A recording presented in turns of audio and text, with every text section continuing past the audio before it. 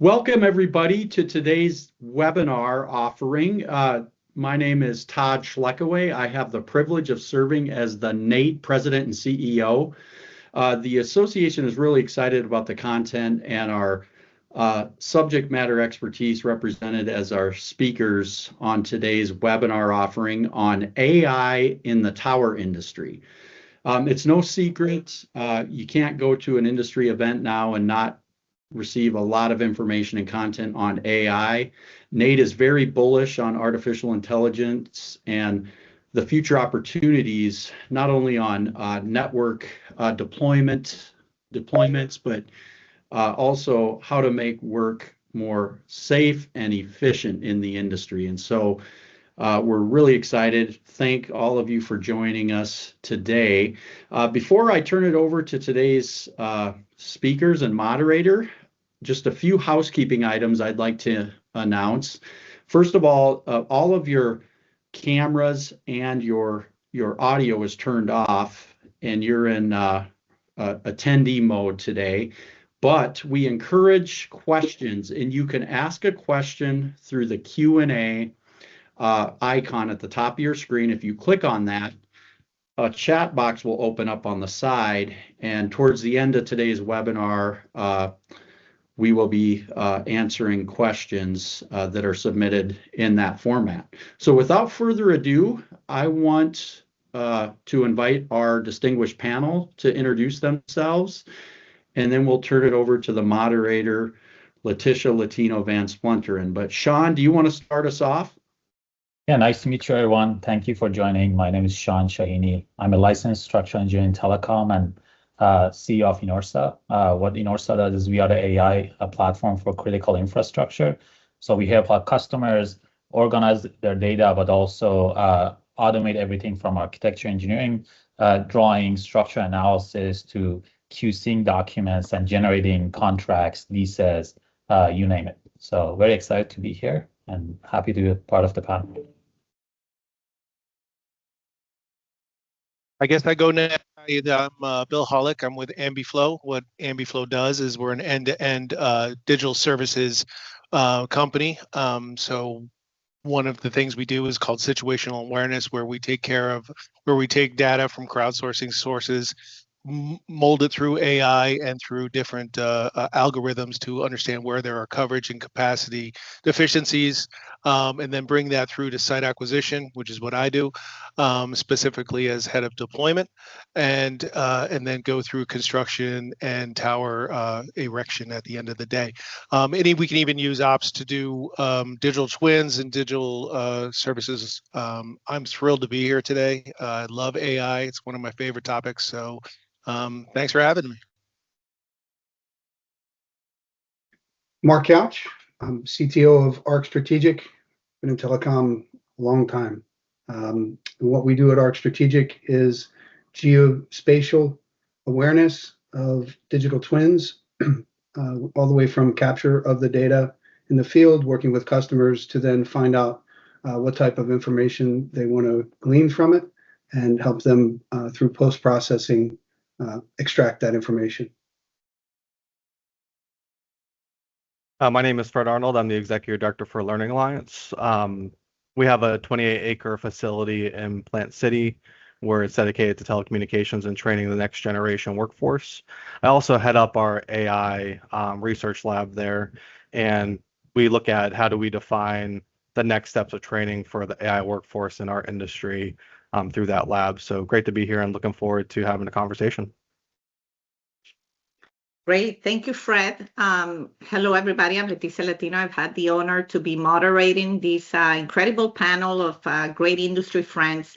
Kudos to Nate for putting together this initiative, and of course, recognition to the Nate AI Task Force team, of which most of us are part, as we work very hard throughout the year to bring content that is innovative. So hopefully we focus on real case, real use stories. A little bit about me. Most of you know me as CEO of Neptuno, family-owned business, tower manufacturer and field services company. But most excitingly, last year, I joined forces with AI guru Adam Metas and co-founded Alberio AI, We launched Albi, who has already been dubbed as the Alexa of telecom, and was already recognized as one of the best AI implementations last year by telecom, in telecom by Conecta Latam.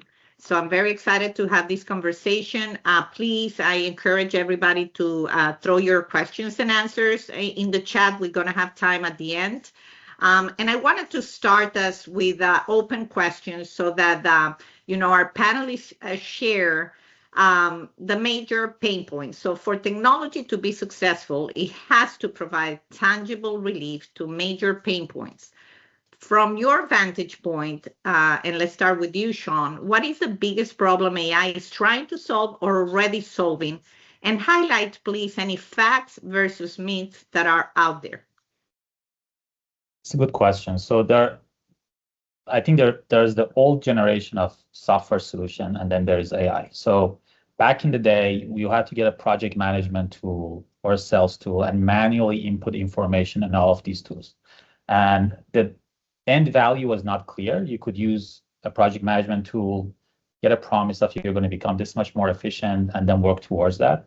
Now with AI, we are able to deliver tangible end results to the customer. So for example, if you need to create a construction drawing, if you need to create a contract, and you have these milestones, especially in telecom, this is very clear, where you have to deliver these to the customer or end user, you can have those in use cases. So actually you can deliver on your milestones or QC or documents. And this goes through layer by layer of solving problems. So the basic kind of AI layer was organizing documents, Q&A from documents. Today you can use Claude, you can use any generic tool, throw a PDF in there, ask questions. You don't need to spend a lot of money kind of going to more complicated tools. Then the next layer is creating context. So your company has a brain. There's a way you guys are using, basically taking advantage of your knowledge base and giving that to kind of an AI tool and having it learn from the context over time, whether it's jurisdictions or customers and how people operate, how you write an email. That's the next layer. And I think the ultimate layer is what I originally talked about was now with AI, we can create end solutions that are very, very complicated. It would take us a long time to figure it out. And there is no volume limit when it comes to the volume. So if we could create one construction drawing before, it would take a day for a person. Now with AI, it takes 10 minutes. And then 100 of them also takes 10 minutes at the same time. So you hit scale and volume. So all of these are solutions that are available today. If you go to any very technical AI provider that is vertical specific and does it for that kind of vertical. So if it comes to AI for critical infrastructure, you have its own kind of category of software companies. If you go to any other vertical, it has to be very vertical specific so you can hit that scale with delivering value. So there's no guessing anymore that if you use this, you're going to become this much more efficient. It's very clear today. Okay, that's great. Great, thank you. And I'm sure we're gonna dig deeper. Bill, and everybody brings a different perspective. That's what makes this panel exciting. So Bill, let's go. What pain point are you trying to solve? I appreciate that. And very similar to what Sean was talking about. I mean, I get to represent pre-construction services in the tower industry. So right now, and I don't know if anybody's ever had to fill out a skip package or a scoping document or any of that other fun stuff, but a lot of that is data entry. So there's a pain point right there to have a highly paid site acquisition person or, construction manager or implementation manager or the like to just be doing data entry. What AI can come in and use these services to make sure those fields are filled in correctly and filled in quickly. The highest point of cost for any of these individuals is their time, and AI can cut that time and cut that cost so they can go on to be doing other things.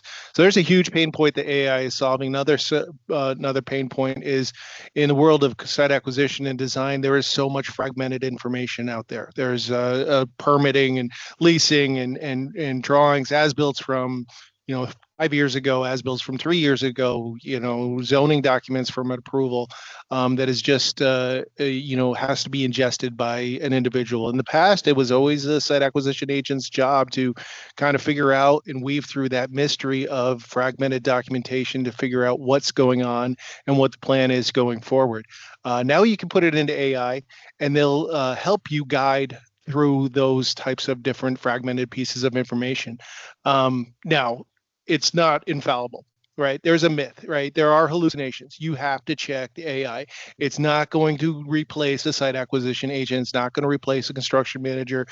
Those items have to be checked. You have to be able to trust the information and give it correct guardrails in order to make sure that the information that's reading and synthesizing and is producing at the end of the day is accurate and correct. You cannot rely solely on AI to replace these individuals that do that.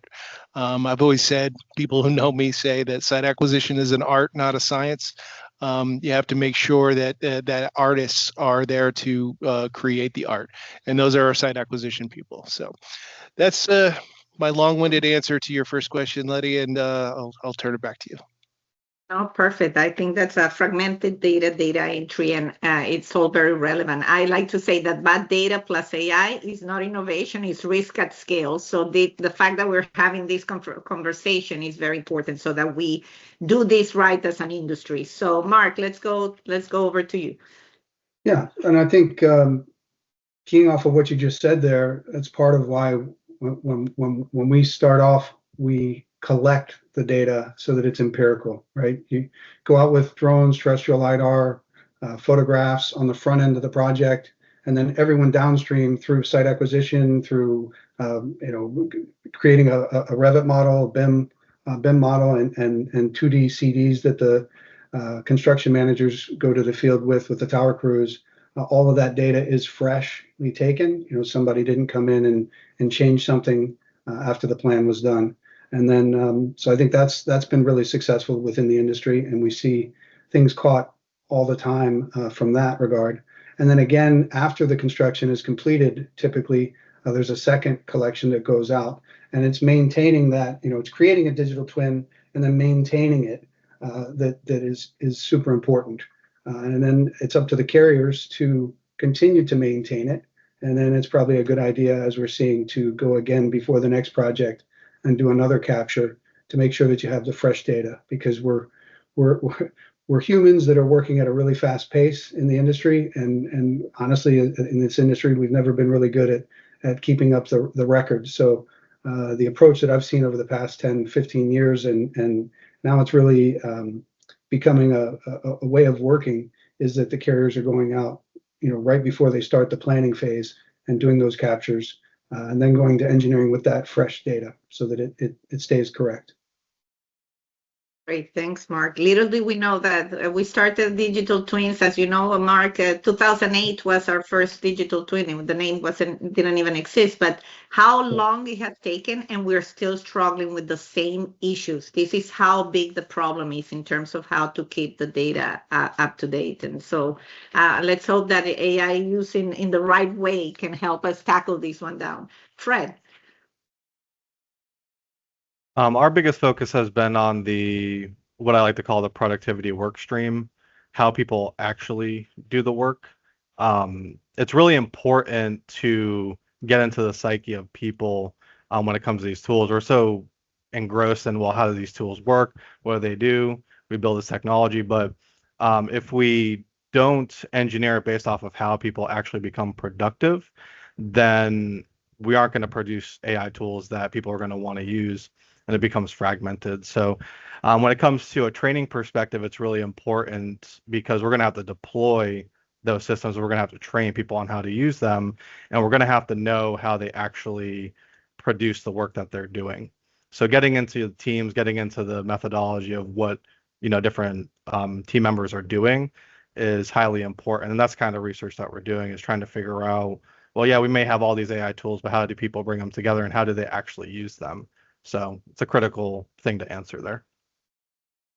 Great. Well, workforce development is dear to my heart, as people here know. So to keep the workforce trained is extremely important. So before I move on to the real use cases, I'll chip in my own personal experience. The one pain that I see recurring, it's just not trusting the data. And we are facing an incredible challenge right now with AI to produce bad data.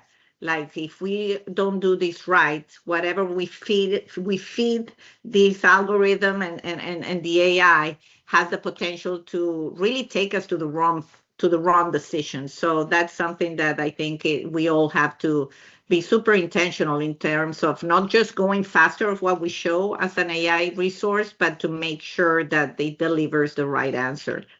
So let's go. People always say, well, we hear the hype, we hear it's going to change everything, but how is it really changing?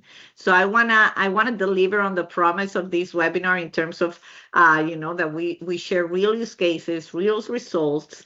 So I would like each one of you to ground this conversation a little bit further into one specific deployment, of course, keeping confidentiality of your customers, of your projects, but share how have you seen a specific AI solution applied, what changed as a result, and which measurable outcome proves that it created value. Sean, let's start again with you. Yeah, I think like with AI, we have an opportunity to deal with unstructured, really messy data without having humans to go read all the documents, manually extract information. And in telecom, we deal with a lot of documentation, and all of these documents have to tell the same story, which they don't usually. So real use cases for us and for any AI for critical infrastructure platform would be the first layer is just helping customers or users kind of organize their data so they can figure out basically what they have to do for a project, or for an asset owner, what is relevant to a specific asset or a tower. From the RFDSs to leases and contracts. So organizing the data comes first, always for us with our customers. And that's kind of the easiest step, actually, to kind of help them figure out what is where, extract information from an unstructured format to a structured format, which means they don't have to type information anymore. They can get bulk answers from their documents. Now, the next layer is all of these documents need to tell the same story they normally don't. So cross-checking and QCing every single data point in two ways. One is, do they tell the same story? Does an antenna on an RFDS versus a mount analysis or structural or on a lease or an application, do they match each other? Now, if they match each other, great, which normally they don't. The other part is the reasoning. Like if they don't match, or if there's a different story, how do I make the decision as a construction manager, structural engineer, and capture that reasoning so the machine can make that reasoning decision for me? And what happens is, like Bill mentioned, all of the user, the SIDAC agent, engineers, construction managers, now they're triaging, they're reviewing the result from AI or from the machine and all of these reports instead of creating the documents. Everything from the emails you have to write to the contrast can get automatically generated after now you QC the documents. So when an AI for critical infrastructure platform comes in, it organizes documents first, it cross-checks and makes sure everything is accurate to create a source of truth. And past that point, then you can get to the nirvana, an ideal scenario, and it's not always ideal, and you can create all of these documents from CAD drawings, structurals, contracts, and stuff like that. We've done it at a small scale with our customers, and we've done it at a large scale nationwide with hundreds of thousands of documents. So, and the ROI is usually pretty clear because you know end to end what's the cost of the project, how much you're going to save. At the end, you have to get the end result. So it's clear if this drawing is accurate or not, or if this QC document is accurate or not. So.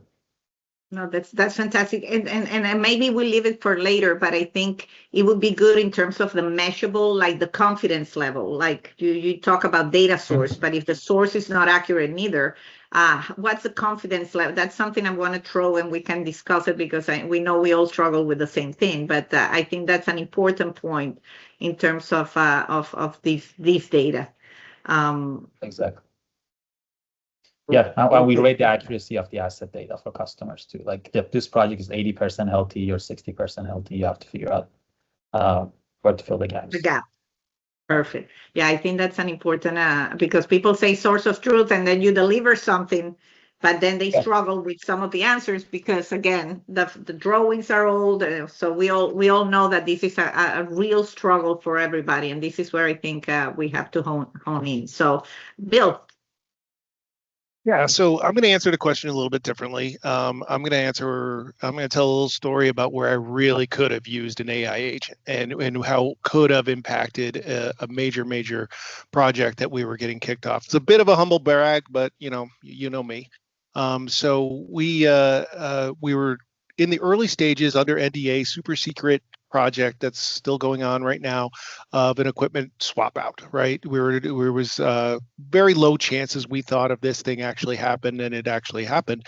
But during that time, we were under NDA, couldn't talk about it. Stock prices would move. Anything could, there was a very small group of us that were working for this group, and we couldn't understand. We were trying to prove out our concept. Could two carriers have two OEMs be on the same site at the same time?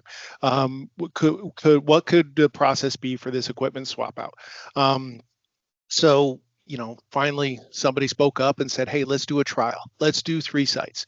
Let's see if this is actually going to work. So we picked out 3 sites in upstate New York: a water tank, a rooftop, and a regular tower, a lattice tower. So who's going to do the site act? I was elected to do the site act because I'm the only one under NDA. All of a sudden it's like, okay, you cannot call the jurisdiction, you can't call the tower owner, you can't call anybody, you have to figure this out with just all the data. So my inbox starts getting filled up with emails, as-built, original zoning documents, permitting from 1996, water tank repainting procedures. You guys know everything, all the data comes in. I mean, I had 50 different files sitting in my inbox, and and have to go through this thing all by myself, right? Lease amendments 1, 2, 5, and 7, right? Not even complete documentation. So as-built from the last person who co-located onto the structure. I'm no dummy. I called up Brittany and Doug Stanton and said, hey, you guys need to get under NDA and help me out. So it took 3 of us to go through all this information and decide what is actually on the tower, because the RFDS, didn't capture the OSS data. It didn't capture what's exactly on the tower. Now, if I were to plug that same 40 documents in, I'd have that information in 10 minutes. It took 3 of us a week, plus 2 trips out to upstate New York to figure out what was on this tower exactly, and what we could do to fit, or what we could do for the entitlements, what permitting we would need, whether or not we need a consent letter versus a notice letter. Again, we couldn't talk to anybody. We couldn't go out there and make a phone call because this was super, super secret. But AI agents really would have saved us a lot of time, a lot of cost, a lot of effort, a lot of headaches. So there's my little story about that little swap project. It turned into a multi-billion-dollar project, as I think everyone kind of knows, but that was the early stages as someone who was in the room. So there you go.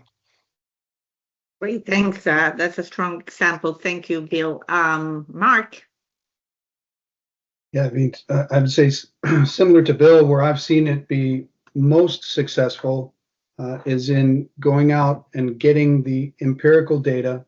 When I first started in the industry, it was like five of us. We'd have site acquisition, engineering, construction, maybe a project manager, and then the customer. We would all go in our little caravan, 5 cars. Through stoplights, waiting for the other person to catch up, and we could maybe capture, 3 sites in a day. You'd have to stop for lunch, all of that stuff. So all of those people were going out and actively visiting the sites, and we'd get there, and you'd take your pictures with your camera, and you'd look up with binoculars, and you would look at the RFDS that you had, and try and correlate, is this what's on there, and get out your tape measure. All of that now is done with a one person that goes out into the field, gets that empirical data, brings it back, it's post-processed, it's compared, as Bill was mentioning, against the documentation that is on record that you're presented, against the prior site plans. All of that now can be done agentically. The equipment is mostly identified automatically through AI, visual detectors, and then the comparisons done through machine learning. And that really helps to speed things up to where instead of 5 people, you've got 1 person collecting the data, and then you've got a pipeline feeding that data in to where another subject matter expert anywhere in the world can observe that information, see if there's any discrepancies, choose between that 80% level up to the 98, 99% level and 100% level, and say, this is the empirical data. I can see it, I can measure it. and then they can go to do the calculations from there and have the plan put in place. And I think that has been done at scale for thousands and thousands and thousands of sites now, probably on that very same project that Bill was referencing. And it really just brings the expertise where it's needed, and then enables a bigger pipeline to go in and get out to the contractors in the field to actually build it. Great. Thank you. Fred. Going back to the productivity work stream, the thing that we focus on the most is how do we take data that sits in a data lake and then make it accessible to make doing work for you really easily. So what I've seen is I have an agent on my phone that I could talk to, like an executive assistant, and it's a voice capability. I can say, hey, what are my tasks for today? And it gives me back the 10 tasks I have for today. Can you give me a summary of these tasks? It gives me the summary of those tasks. Can you help me work on those tasks? And I could be driving and talking to this thing. And it says, hey, you need to create a statement of work for X person. Okay, cool. Can you create the statement of work for me and then send it to this person, as well as document that on the task for me? That, in a nutshell, is pretty much the capability of what these things are starting to be able to do. And it helps be able to give everybody an executive assistant that is incredibly intelligent, that can accomplish things, and that can maintain the data that's inside of your databases, so that you don't have to worry, oh, did I go comment on this task if I'm managing projects? Did I go add this note if I'm doing something with site acquisition? It makes it really easy to communicate with people, as well as keep the data accurate in the database. Like you said, Leticia, making sure that there's a source of truth for all of your information. Great. Thank you, Fred. And I think it's the right direction. So I'd like to also share why Alberio was, recognized as one of top AI implementation with a real use case study. Last year, we had a deployment where we also collect the data on site, because we think that data has to be trusted. So we use next generation digital twin technology to capture the actual digital representation. But the main point is, whatever we want Albi to deliver has to be evidence-based. So basically, our customer was able to fix some compliance issues they had based on the digital twin and what Albi was delivering, like this tower needs the light repaired. This equipment needs to be moved because it's not 2 feet from the fence. So it gave very actionable items to fix based on what Albi was suggesting, because we have to remember, at the end of the day, AI it's a predictive probabilistic model. After all, you have to train it. So I think that for us made the case for how the technology can really mean immediate corrections, immediate savings, immediate revenue in the case of adding a tenant, for instance, to that tower. So that's my 2 cents on a real use case. So let's move more. I know we have people that maybe they are structural engineers or site acquisition, and we have good knowledge in this team. So let's start with Bill, a little bit more subject matter expertise question. If you look across the pre-construction life cycle, from searching the ring and candidate identification through the site act, zoning, permitting, where is that AI actually changing your day-to-day work today, and where is still more hype than reality? Yeah, so love the question, and I could talk for hours, but I've been told to keep it short, so I will keep it short.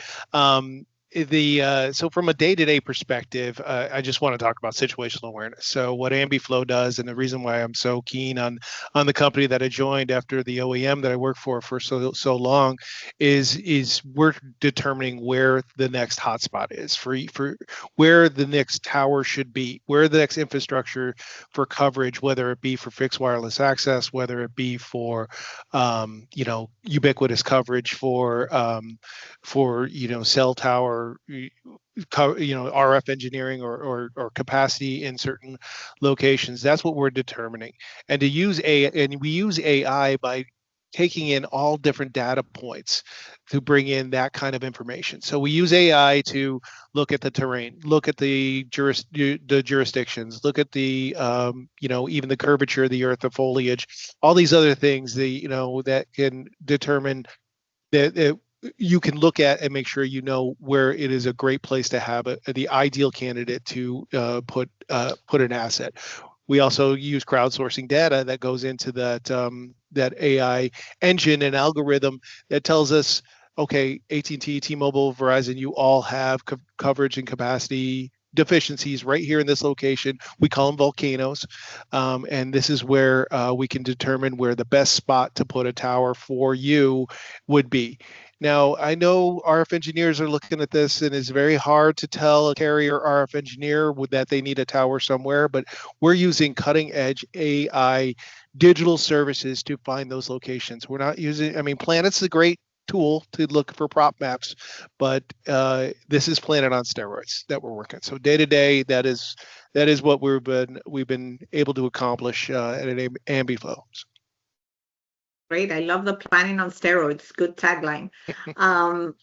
Sure, great answer. Thank you. Sean, so I know you would talk a lot about document intensive, challenges involving leases, amendments, style information, RFDS packages. You guys are obviously leading with that. Where will AI be a game changer in document ingestion and management when you're trying to help a customer? So I can break this down in two different sides. One is the generic AI tool. All the cheap off-the-shelf products that I think are very valuable.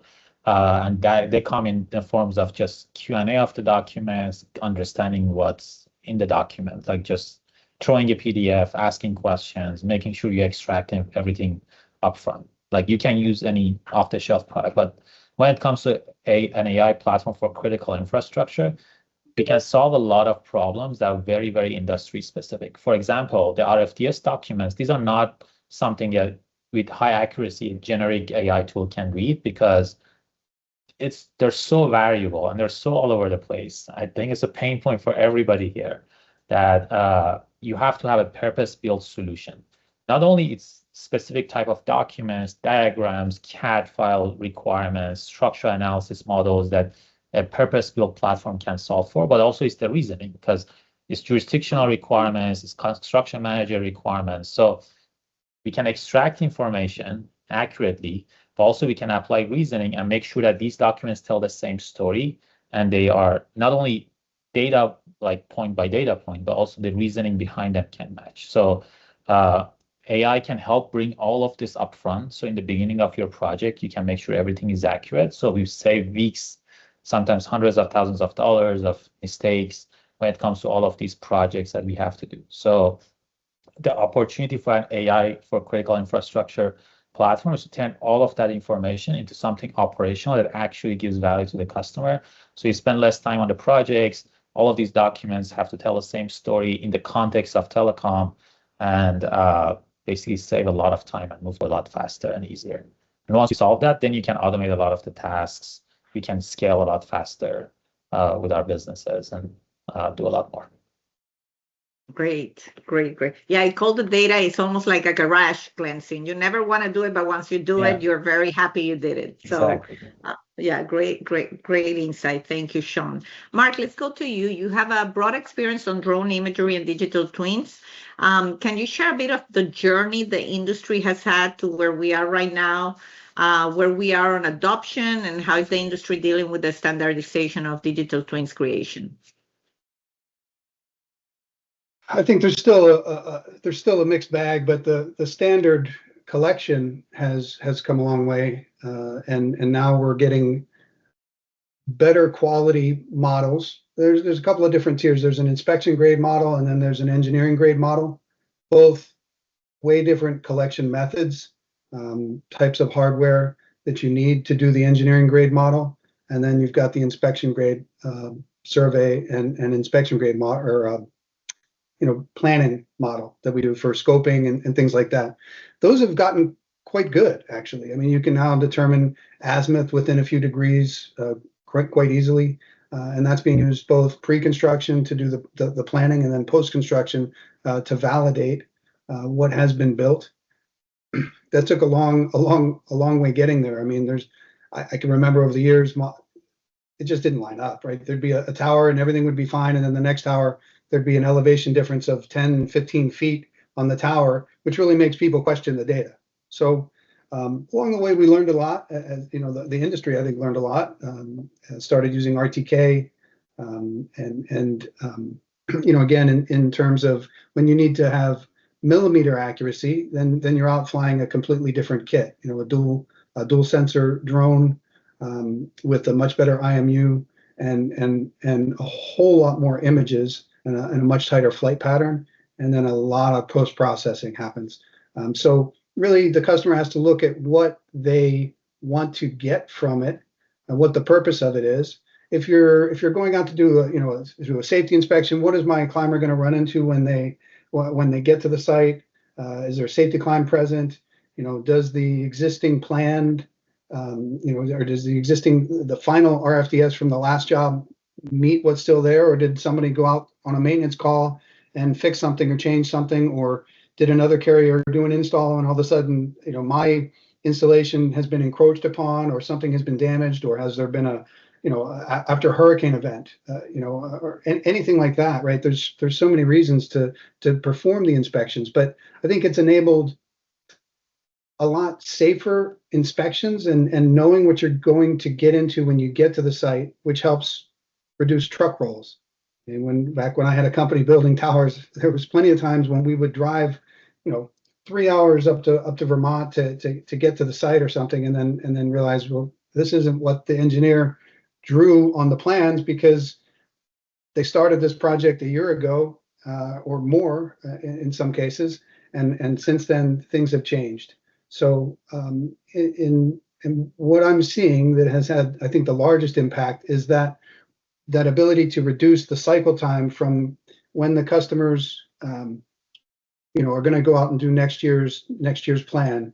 So the reduction in every step along the way, in site acquisition and in planning and RF design, all of that has been condensed now, and it goes all the way to their just-in-time ordering, so that the finances of the customers, they don't order the materials and have them sitting in the warehouse waiting. Now, I could say from the construction side of things, it was awful nice to be able to go into the warehouse and get something rather than just in time. But I understand the reasons why when it comes to the fiscally why the customers want to order the materials as they use them. But it's really had a huge impact on the industry and helped drive their cost and timeline down, which again helps with the cost, all while the inflation and everything else that's going on, the cost of doing business has gone up. So I think we'd see a lot higher costs in our cell phone bills and things like that if all of that, these new technologies, AI hasn't been in place. And I think the next step that we're going to see is, as people are in the field, and the ability to load information in, and we are seeing it now, the ability to load information right into that empirical database, so that every time somebody goes to a site, they update that. The digital twin becomes an operational digital twin, right? So that every time someone goes to the site, they update the information. If there's something that's different, that can be detected at that point and changed, so that you keep that up to date. And I go back again long enough to where it used to be a floppy disk on a camera that took the floppy disk, and then you'd take that out and you'd put it in a binder, and then it would go on the bookshelf at the customer. You'd get your stamp approved, and that binder would go on the bookshelf, and there'd be hundreds and many hundreds of binders on there, and very rarely did people actually go and look at them. So this puts it all into on the customer's cloud, or available to anybody that has to work on that project or the next project to easily access that information. I think we still probably as an industry have a long way to go to make sure that everybody, right down to the crews that are in the field, has access and training on how to utilize that data to benefit them. But the tools are certainly there now, and the process is in place now to make sure that level of data is being collected. I think that's probably the next step we need to get to, though, is in continuing to push the use of that and the training to utilize that downstream to all the way out to the field. Great, thank you, Mark, and I think that's very valuable. And I will just add that one of the biggest culprits, something you mentioned, millimeter versus accuracy. I still get surprised after decades of being with, doing digital twins, how even yesterday somebody tried to pitch us something to do digital twin without ground control points. If I feed that model into whatever AI, my error of data is huge.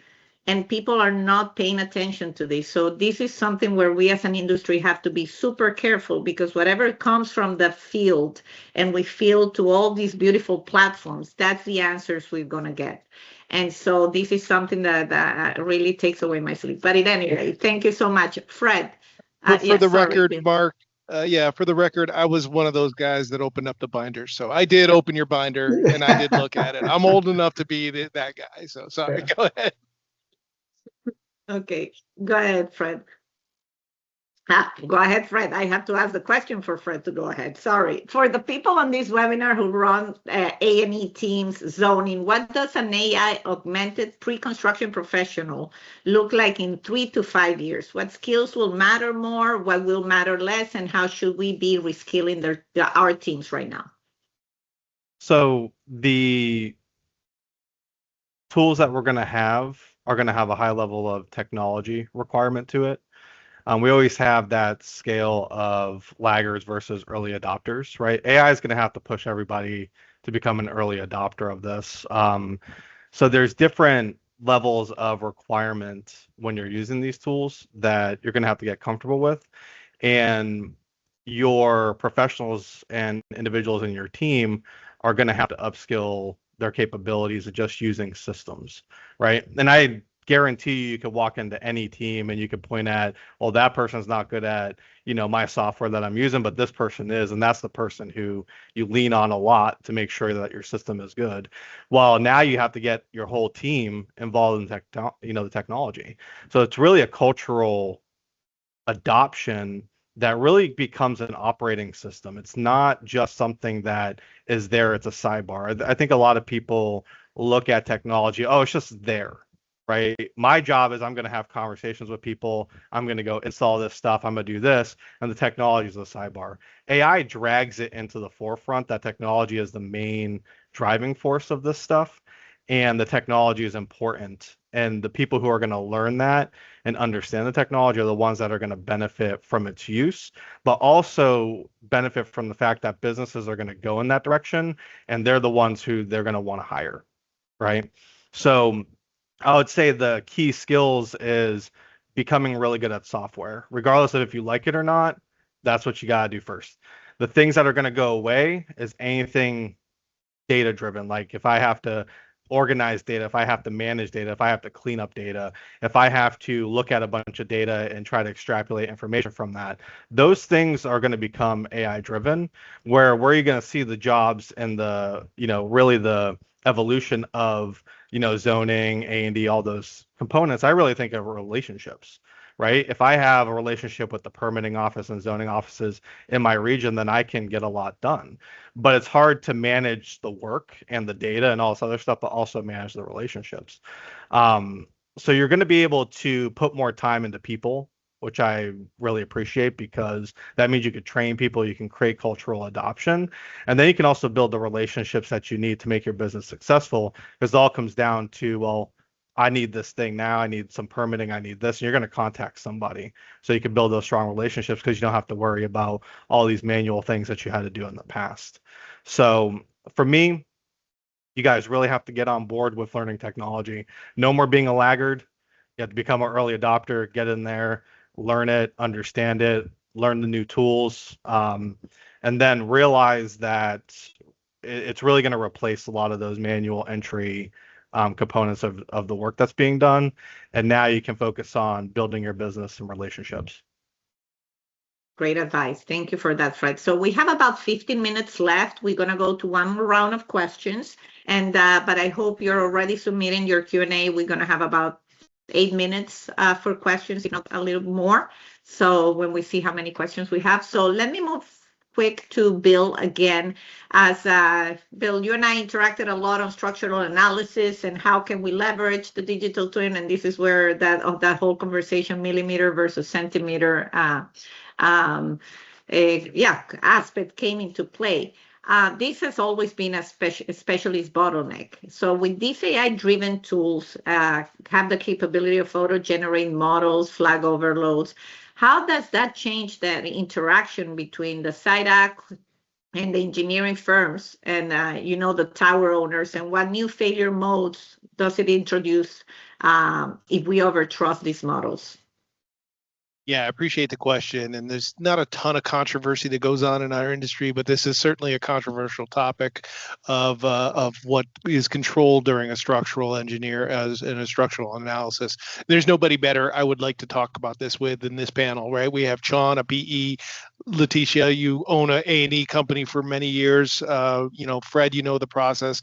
Mark, you've been on those towers and have the construction site, so you have the knowledge of it in your hands, right? So just teeing up the question and the issue: will AI do structural analysis that are outside the benefit or use or need of an engineer? No way. I'm not a professional engineer licensed. I'm a lawyer, right? But our code of ethics for the state is pretty similar, right? In order to do a structural analysis, and you have that stamped on a PE, and Sean can talk about this a little bit better since he is a PE.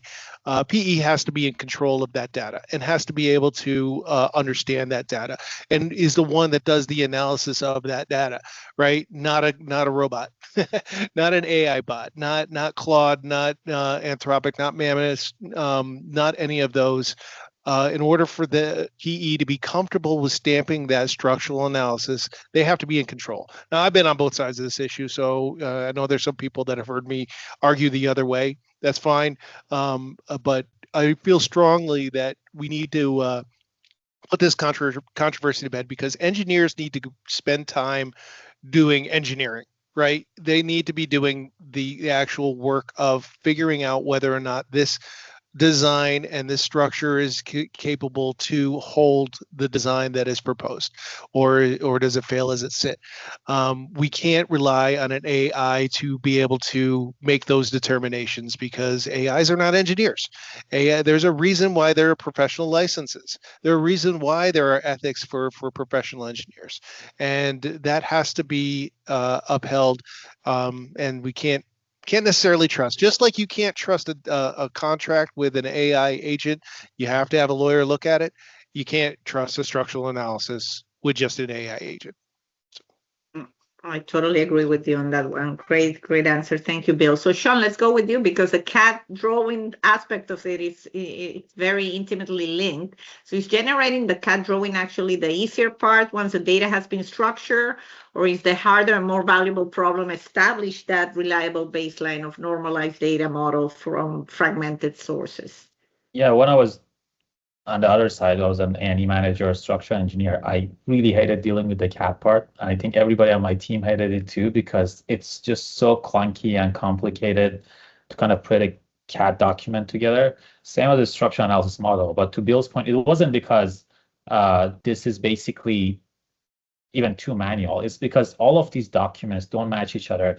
You can't trust the judgment with a machine, to Bill's point. You can, to a level, you can to have it make decisions for you, and then you check and verify.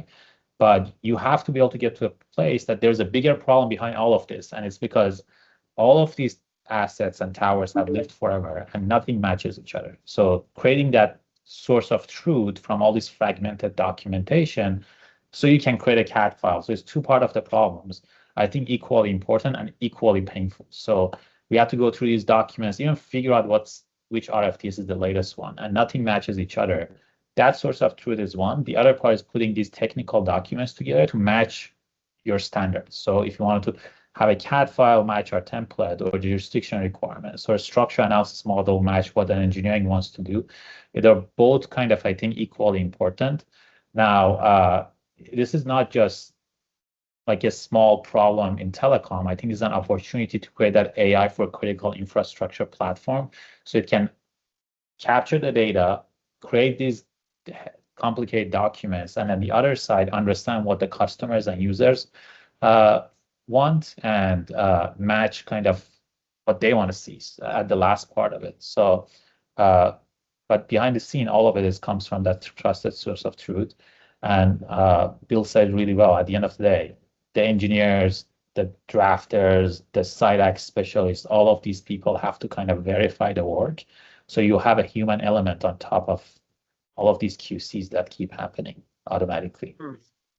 Yes, great point, great point. And this is, I think, we all saying so also that there's ethics is a big component of what we're all discussing here. So, I mean, Mark, going back to you, you talk about the engineering grade versus inspection grade drone imagery, but more and more people want PE stamp reports from digital twins. Like they think I have a digital twin, that my engineer should be able to provide that structural with a PE stamp. How close are we really from achieving that with AI?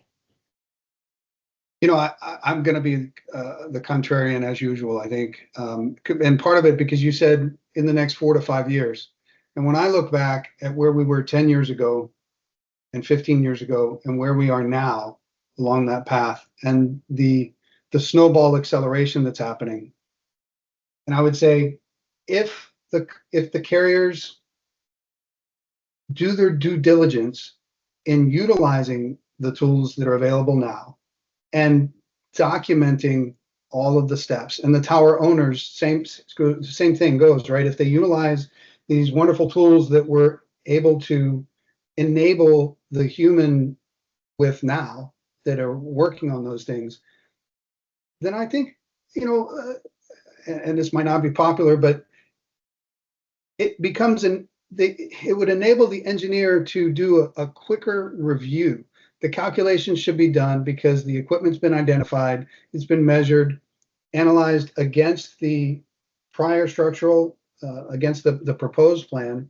And I think that the review of the engineer, it becomes more of a human in the loop, a human in the loop. So I think it's definitely, it's hard to say that in the next 5 years, just given where, you know, where my forward thinking is and what I've seen over the past 15 years and when I started working with AI and digital twins, that operational digital twin, if it's kept up, I have a hard time thinking that we won't. Now, I don't think by then we'll have replaced the guy or the girl with a spud wrench in their hand that's operating, you know, a crane to change out mounts and stuff. But I do see more and more of the soft cost activities will be augmented by AI to enable more work, more throughput of the humans that we have working with it now. So as they, you know, and that goes back to what Fred said about upskilling yourselves. It's really, and that's been, you know, the key, right? I was a climber. I poured concrete, you know. I'm CTO of a digital twin company because I've continually changed and moved with it and taken the skills and the understanding that I had and applied it to that. So super important, as Fred said, to continue to upskill yourself, upskill your humans on your team because it's some amazing technology that's available now. And I won't say that in 5 years we won't be doing structurals with an engineer human in the loop that's reviewing it and stamping it and just giving it that final check because I think a lot's going to depend on the owners of the data, the end customers, and their discipline in utilizing the operational digital twins that we've given to them. Great, thank you, Mark. And I'll go to Fred. I had a very similar question, so I'll take the first one of the questions that are starting to pop out. We have a few more minutes, so let's go. But so basically says AI moves very fast and as it begins to solve more and more pain points, the faster it becomes effective. Is the industry planning how people will employ to train the workforce, how best to benefit and grow with these tools? So my question was going to be about workforce and upskilling and also, you know, very similar to this. So the way that we look at, you know, training people in this is you have to, like I said, get down into how they're actually being productive and to learn that process and then apply your AI technology to it. We built a number of different programs that are based around, let's say, project management or construction management and those kinds of jobs. And what becomes really apparent is the amount of information that those types of jobs have to consume. And when you take that information in, you could teach somebody a process. So, hey, learn how to manage a project. You monitor, control, you execute, you do these different things. Here are your tools to be able to do that. But how do you tie that to a system? Right? That's the biggest disconnect people have. I might go to school and I might get really good project management skills, but if I go work for X company and they use this system, if I can't tie that process into a system perspective, I'm never going to get productive work out of that, right? So what we've worked really hard on is how do we tie the physical act of knowing the knowledge to the actual systems so that people can draw these connections and get them into their head, right? The moment you have somebody who can take data, put it into a system perspective, then you have a really good use case for a person who can use AI because they understand how they're going to take their information, how they're going to put it into a system, and then how they can communicate with their agents to make something happen. So to me, it's really important to get down into the ground level of your team members, learn how they become productive, and then how that productivity is going to correlate to the system that you're going to build, and then build that as a cultural adoption solution to your company where it becomes the operating system that you as an organization deploy, and you become a culture of AI with human in the loop. Okay, great. So I know we have 3 questions, and Sandy, you keep me honest here. I'm gonna go with the first one. Let's see how many we can get in. But this next one is quite interesting. Is our carriers, if anybody knows, I don't work for the carriers, so are carriers using AI findings to standardize approved materials across their tower portfolios, and how can manufacturers participate in that process? Anybody wants to tackle that? Yeah, I'll go. Yes, obviously, if they're not using AI right now to understand their portfolio and understand what's on the asset, then they're they're fighting a war against M16s with bows and arrows. So they know they are absolutely using AI for their digital capture, and Mark could probably talk more about this, synthesizing the data that the digital twin comes in and understanding exactly what's on the tower versus what is leased to be on the tower versus what is permitted or to be on the tower. So the answer to the question is yes, absolutely. They are carriers and providers need to be using AI right now. So. Great. Let's go for the next one. What data would a component manufacturer need to provide so its products can be recognized or evaluated by AI-based design and inspection systems? Maybe Mark, do you want to tackle that one? Well, I mean, one of the things I could think of is something that was always really difficult to get when I was at an OEM, and that is even if it's just the exterior, STL or OBJ or 3D model of a component, and right down to every bit and piece. And I think a lot of manufacturers have started to more readily provide that information. That obviously helps with identification significantly. The other thing a manufacturer could do, and there's when we were building detection models for antennas, as an example, one of the carriers had over 2,000 different antenna types deployed, and some of the antennas, I'm not going to call it any names, but an ABC antenna of a certain band, and then there was an ABCD antenna of a different band, but they both had the exterior was the same. So you couldn't even build a detector that would show it. So and I went, I was at an OEM, and I went and talked to the design folks and tried to get them to put distinguishing markings on the on the equipment, and it went against their brand profile, so they wouldn't do it.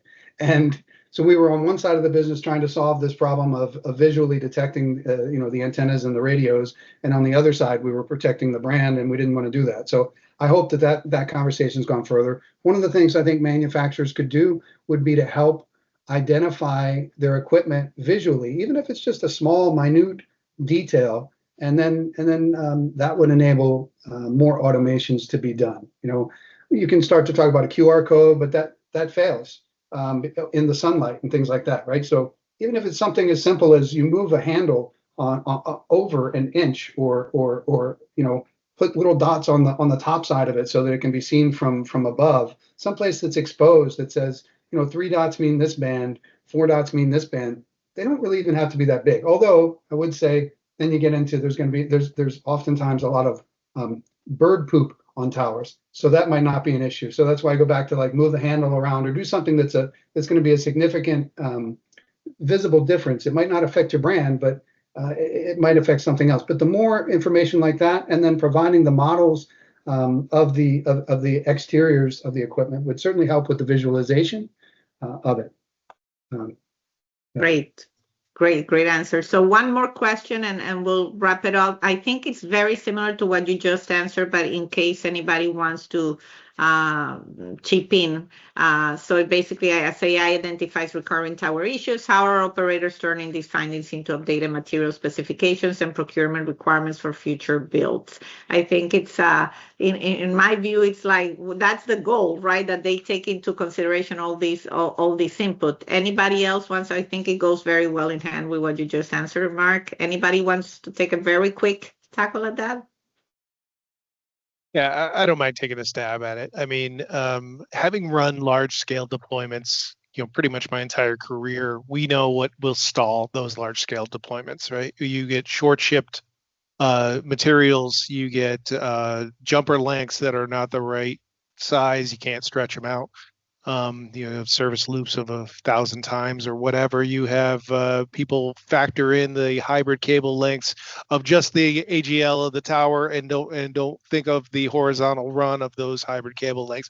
All these things happen, right? And AI is a transformative tool that can help eliminate those different mistakes, right? And understand the logistics in future builds of that tower.